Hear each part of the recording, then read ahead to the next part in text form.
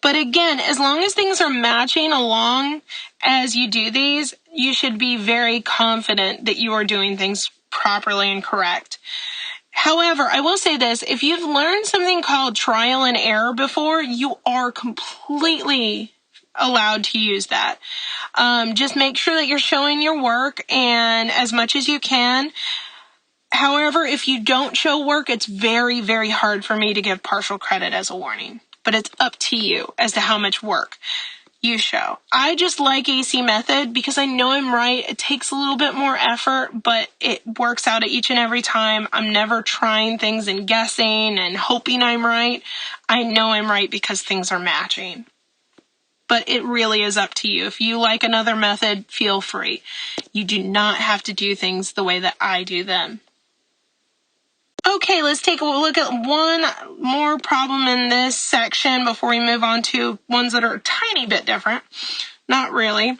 So I've got a 7a cubed b minus 35a squared b squared plus 42ab cubed. So I've got large numbers, I've got tons of letters, so I'm thinking that there's probably some stuff that's in common first. So let's look at pulling out a greatest common factor first. So 7, 35, and 42 are all divisible by 7. So let's pull out a common factor of 7 first. Now let's look at our a's. We've got an a cubed, an a squared, and an a. They all have at least one a, so I can pull out an a. Let's look at our b's. We've got a b squared, and b cubed, so they have all at least have one b, so I can pull out a b as well.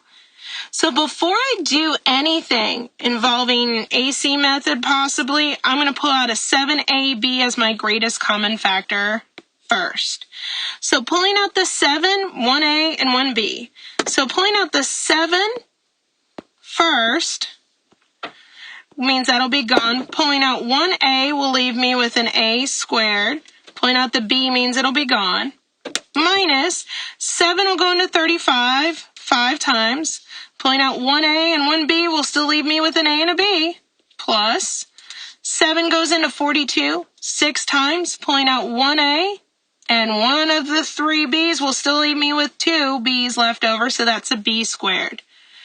Now, this is the first time we're seeing a's and b's a lot and not x's and y's.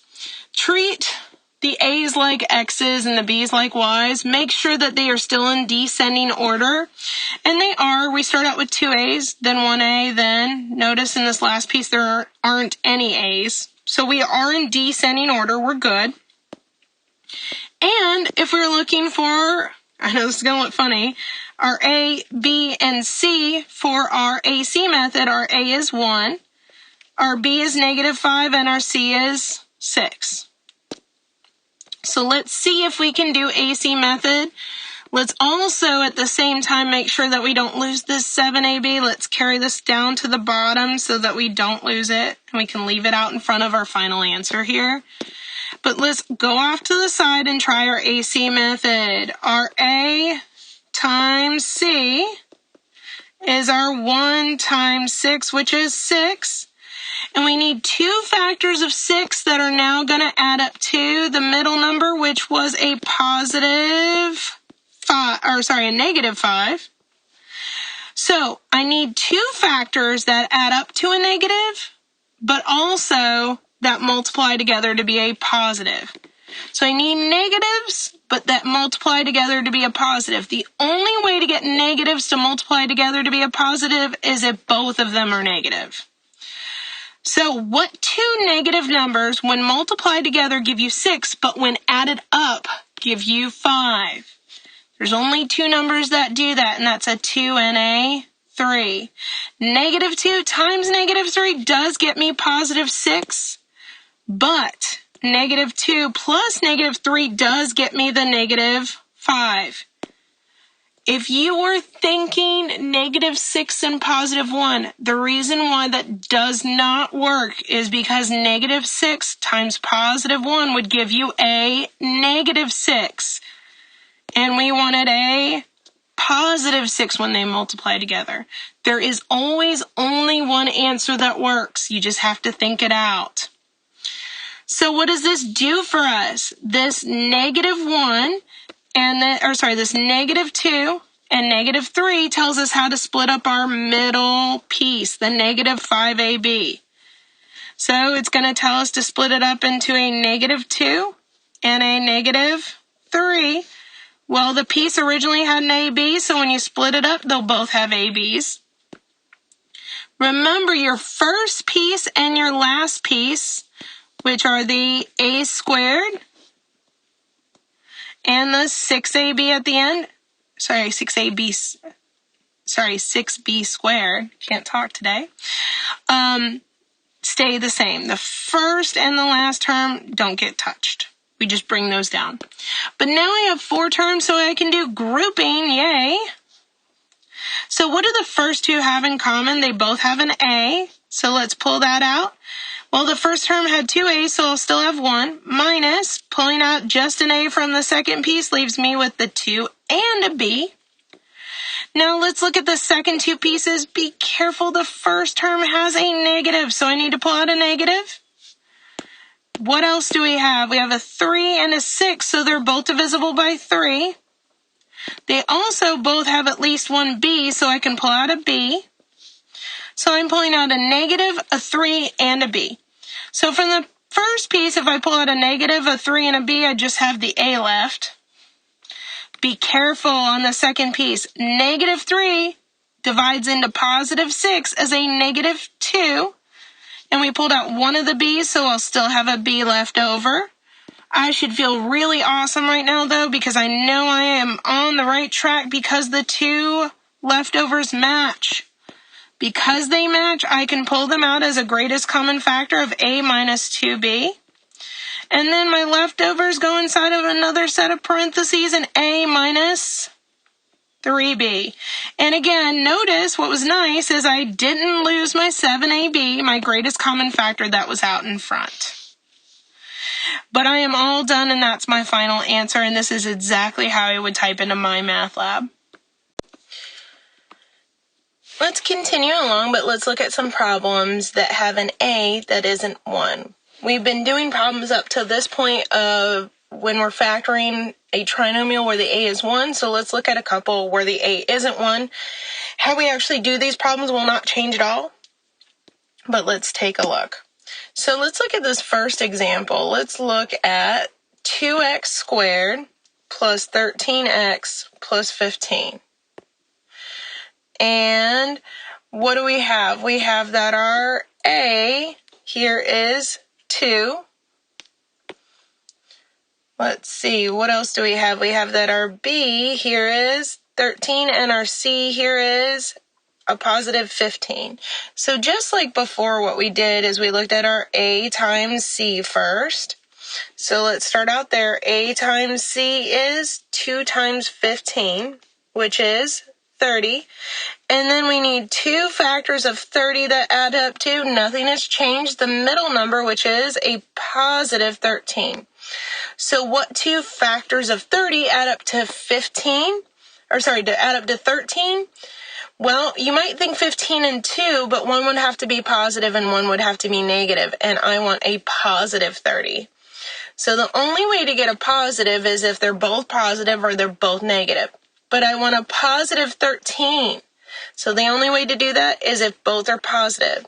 So the 2 numbers that multiply together to give me 30 but add up to the 13 is the 10 and 3. So 10 times 3 is 30, and 10 plus 3 is also our middle number, 13. So what does this mean that we can do? Well, let's copy down our original trinomial, our x squared plus 2x squared plus 13x plus 15, and nothing has changed. So what this will allow us to do using the 10 and the 3 we just came up with is to split up the 13x, which will give me 2x squared plus 10x plus 3x plus 15. And then what we'll do is we'll factor out the greatest common factor from the first two, which would be a 2x. And then factoring out from the second two a greatest common factor and pulling down our plus sign. Well, if we factor out a greatest common factor from the second two, what they have in common is they're both divisible by 3. So from the first two, we're pulling out a 2 and an x, which will still leave us with an x and a plus 5.